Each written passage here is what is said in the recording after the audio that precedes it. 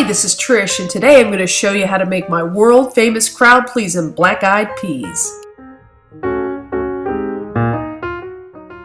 The first thing you want to do is heat up couple tablespoons of olive oil in like a heavy Dutch oven or some other type of heavy cooking pan. And then put about 5 or 6 slices of diced up bacon in there. Go ahead and get that cooking hot. Next thing I do is I add a piece of smoked meat, like in this case I'm using a smoked turkey drumstick or a ham hock or any other type of smoked meat will be good, and go ahead and get that heated up for about 6 or 7 minutes and get the juices with the bacon all going together.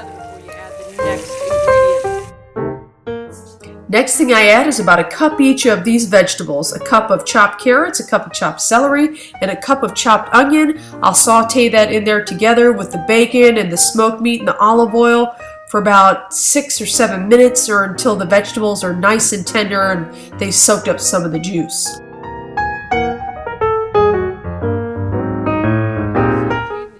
After adding the vegetables and cooking those for 6 to 7 minutes, I'll add my chopped up garlic. I have about 3 or 4 cloves, or about a tablespoon or so of garlic, and I'll cook that for about 3 minutes-ish. After the garlic is when I add my liquid. You add 6 cups of liquid. I like to use a chicken broth. In this case, I'm using 5 cups of chicken broth and 1 cup of water.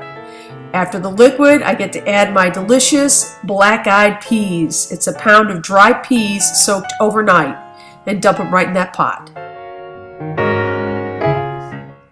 I have added my liquid and my peas. Now it's time to add my seasoning. About a half a teaspoon of cumin, a teaspoon of thyme,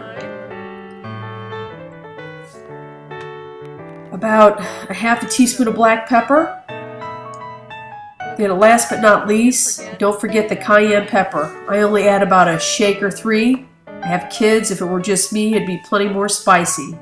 Last thing you want to add is your bay leaf. And at this point, you're pretty much done with the black-eyed peas as far as adding ingredients. You could cook this for another couple hours in the pot and the peas would be done. I add the salt at the very end because if you add the salt before the peas are done, it makes them mushy. I like a soft pea and not a mushy pea. So what I'm going to do is transfer this from my Dutch oven into my crock pot so I can spend my day doing whatever it is that a homeschooling mother of 2 young kids does all day when she's not standing in front of the stove.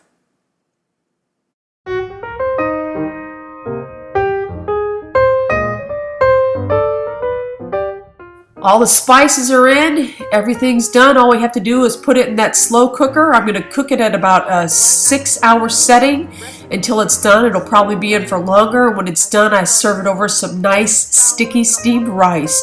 It's delicious. You can throw some kale on the top for the last 10 or 20 minutes if you'd like to serve it with greens. And that's it. Enjoy Trish's famous black-eyed peas. Bon appetit!